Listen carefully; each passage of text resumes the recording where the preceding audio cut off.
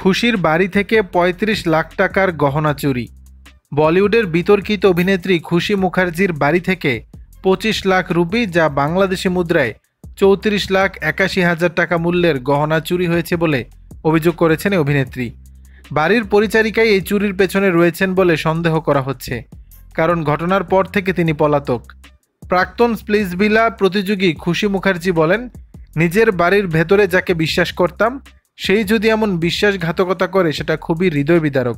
এই ঘটনার পর মানসিকভাবে অনেকটা ভেঙে পড়েছেন বাঙালি অভিনেত্রী খুশি।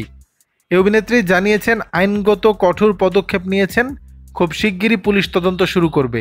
পলাতক পরিচারিকাকে খুঁজে বের করে ন্যায় বিচার নিশ্চিত করার চেষ্টা করবে বলেও জানিয়েছেন খুশি। কলকাতায় জন্মগ্রহণ করেন খুশি মুখার্জি।